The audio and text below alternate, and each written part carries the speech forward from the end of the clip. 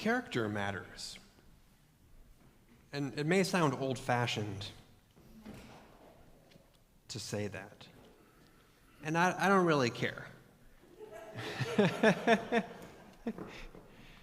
Because I'm a pastor, I'm a minister, I'm going to be old-fashioned sometimes. And I'm comfortable advocating sincerity. And especially advocating sincerity when it can seem like we're living in quite a cynical age. Character matters. And character matters especially for folks who have responsibilities and power, whose behavior and decisions can have a big impact on other people's lives. And now we all have responsibilities and powers. We each have powers and responsibilities to some degree, whatever our station in life. I mean, having a driver's license and operating a motor vehicle out on the streets carries some responsibility, right? And has quite a lot of power. Being someone in any kind of relationship with others, being a friend, being a spouse, being a partner, being a parent, being a child, being a sibling, an uncle, aunt, any family relationship carries responsibility and carries some power. Being part of a community, any community, being part of a church, part of a neighborhood, being a citizen, especially in a democracy.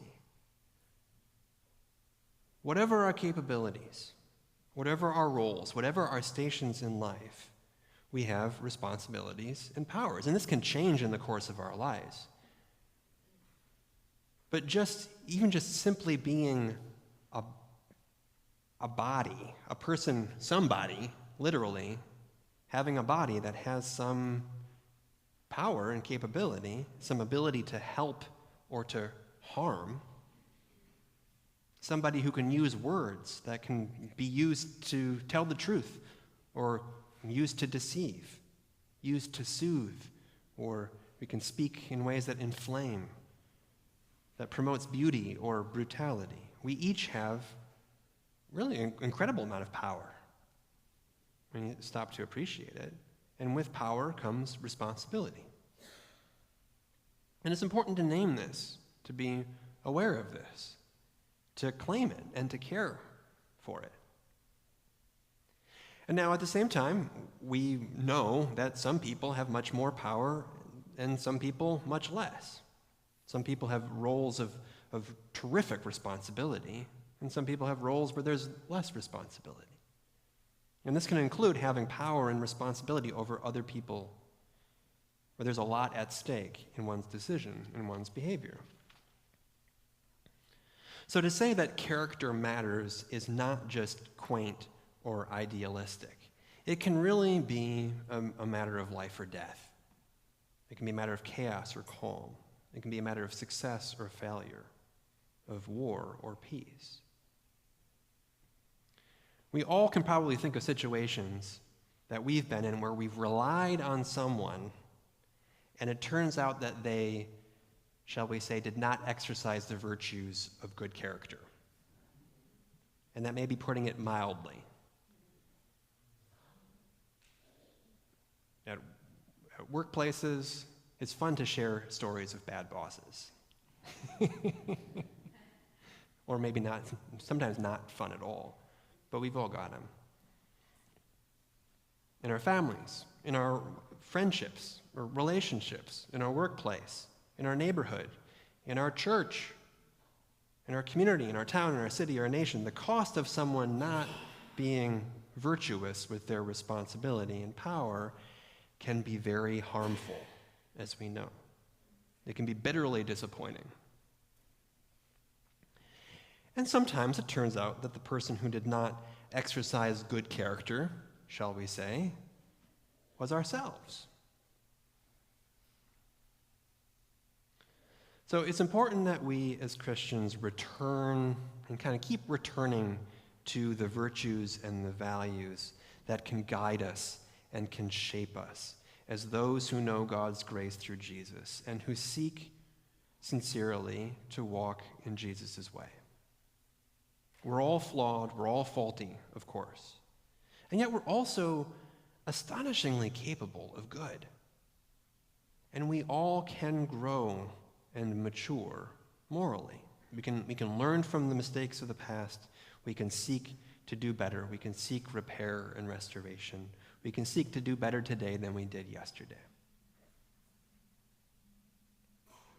And with so much at stake in our hurting world, it's important that we hold ourselves accountable and that we hold others accountable, especially those with great responsibility and power, accountable to the virtues of good character that are set out by wise and holy people who have come before us. And this is not for the sake of some kind of moral purity or scrupulosity or self-righteousness. A lot is truly at stake, as I said. It can be a matter of life or death or flourishing or suffering, in whether we or others use whatever power we have responsibly or irresponsibly. So this week and next, I'll guide us in exploring some of these virtues that it can be important to name and to claim and to care for. Virtues. Now that's another old-fashioned word. And what does that actually mean? So just the other day I was listening to an audiobook by a writer, Leanda Lynn Haupt. And she very helpfully started to talk about virtue. While virtue may sound somewhat prim and moralistic, she writes, she looked up its meaning in an old guide to Benedictine monastic life and found it defined as the power to realize the good. Virtue is the power to realize the good. And we each have that power in different ways. And we need each other to be calling on that power and directing it toward the good.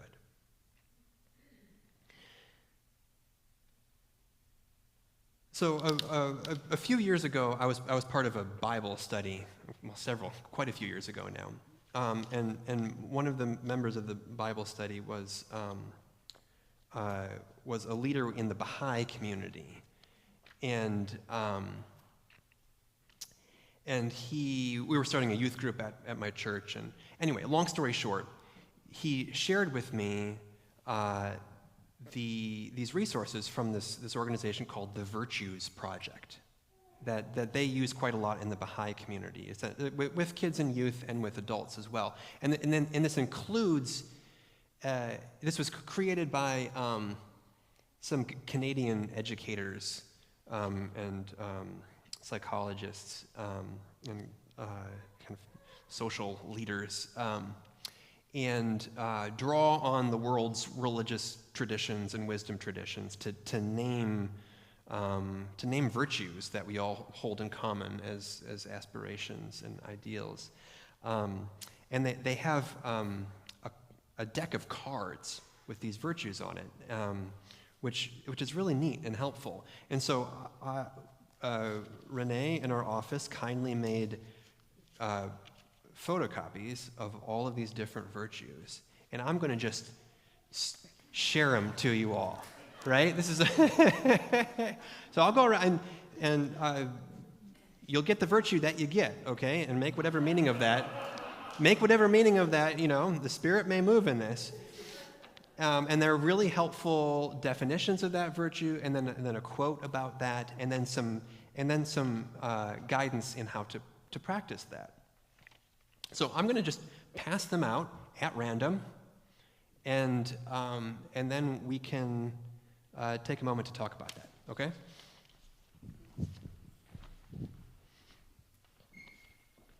Maybe we can take one and pass it on. But let it be random. All right.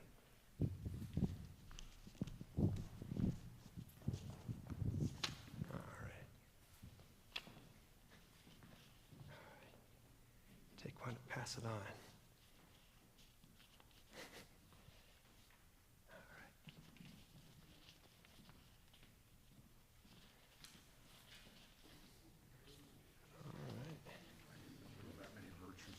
Oh, yeah, there are a bunch of virtues.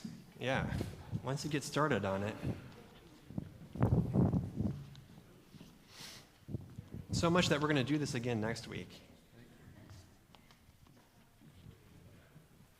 All right.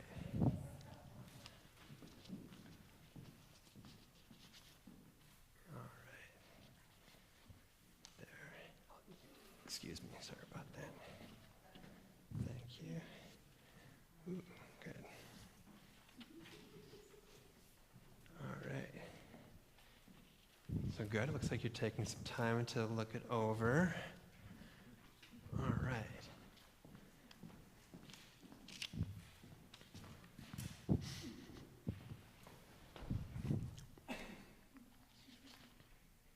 So in our scripture reading for today, Jesus has some pretty clear teachings about the virtues that should guide us in our approach to power and responsibility.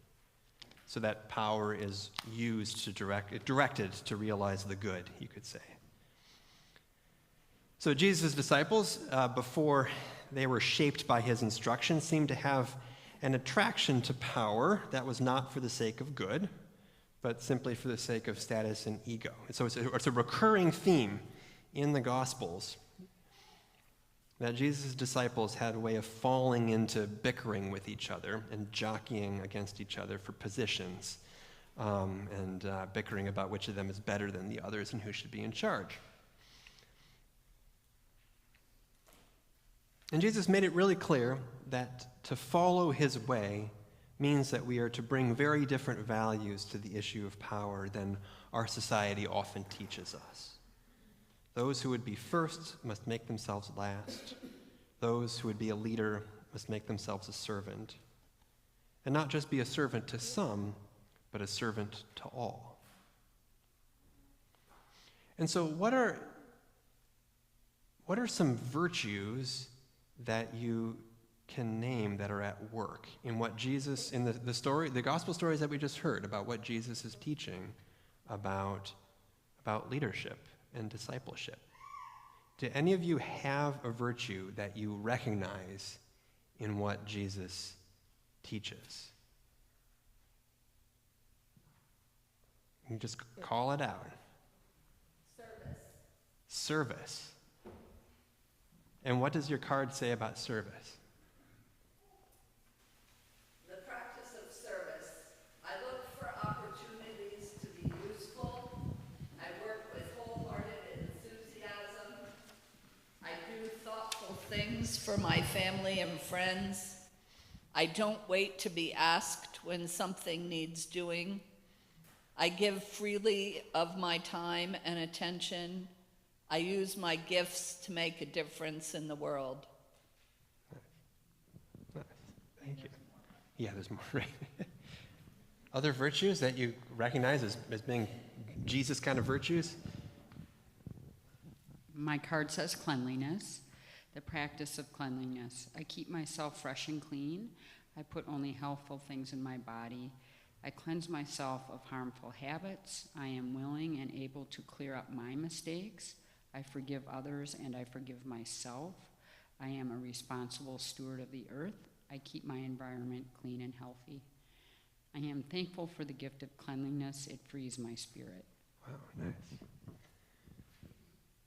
Yes, other virtues. Cleanliness. Perseverance. Perseverance. Perseverance is the will to carry on. Once we discern our true direction, we stay the course for however long it takes, regardless of the obstacles that arise. Mm-hmm. Oh, that's a Jesus virtue. Oh, yeah. Yes. Nice. Loyalty. Loyalty is unwavering commitment to the people and ideals we care about. We are steadfast through good times and bad. Even when others disappoint us, we are resilient and forgiving. We invest in our relationships and do what it takes to keep them whole and strong. We stand by our true friends, whatever the cost. We don't allow blind loyalty to lead us into trouble. Above all, we must be true to ourselves and loyal to what we know is right. Wow. Yeah. All right. Yeah, the Jesus story and the disciples, there's a lot of learning around that virtue. Yes. Here's one also that applies to leadership is purity. Purity is living in a state of physical and spiritual health. It's a process whereby we free ourselves day by day from unwanted influences and addictive desires. We let go of what no longer fits our lives, and we replace negativity with virtues practices. We clean up our mistakes, choosing responsibility ahead of guilt. Like a mirror kept free of dust, we purify our intentions, and it gives us a clear conscience, a peaceful soul, and we're free to be more of who we are meant to be. Wow. Great. Good. Well, I'll go up to the choir. They don't feel left out. I have humility, which is what the disciples were not They're, exhibiting. Yeah, they're getting schooled in that, yeah. Humility is being modest, humble, and unpretentious. We consider others' views and needs as important as our own. We willingly serve others and accept help when we need it. And there's a quote on here from Helen Keller, which I love. It says, "I long to accomplish great and noble tasks, but it is my chief duty to accomplish humble tasks as though they were great and noble." Wow, nice. Beautiful. Nice. Okay, good. The practice of tolerance. I appreciate differences. I free myself from prejudice. I refrain from judging myself or others. I forgive mistakes. I accept what I cannot change. I balance acceptance with justice. Nice. Thank you. So we're going to... We got another one that's burning? Good. Well, let's do one more, and then we're going to do this again next Sunday, if you want to show up or leave. No, but if you got one that you want to marinate on, that's why I'm doing this, right? Go Yes. ahead. Well, this is diligence, so Diligence. I guess it's an element of being diligent in this. Diligence is doing what needs to be done with care, concentration, and single-pointed attention. It springs from our desire for excellence. When we work with diligence, we give our absolute best. We are artisans crafting whatever we create with love. We work meticulously in alignment with our purpose. Diligence is needed in tending our relationships. We choose them with discernment, then give them our full commitment, joy, love, and excellence to keep them strong and alive. Diligence is deeply satisfying to our souls. Nice. Thank you. All right. Well, thank you. So I invite you all to marinate on what we just heard, on the particular virtue that you happen to have been dealt, and also on what you've heard from others. You can share, you can trade, you can swap. But I invite us to take this to heart, the virtues that can feel like they strike a chord, that perhaps are a challenge or an invitation. And especially in the coming weeks, where there's quite a lot of tension in our society, and we have opportunities to exercise some of our powers and responsibilities as citizens. Let's remember what virtues our faith calls us to represent. And I'm just so grateful for the teachings and the example of Jesus and those who have walked so faithfully in his way, of the great souls throughout time. I'm really grateful to the grace of God that Jesus manifests, especially when it becomes just how clear, how flawed and fallible we can be. And I'm grateful to the calling of hope that Jesus represents, that despite our human failings, we can work for a world that is more virtuous, and that we do have powers to realize the good. And for that, I give thanks to God.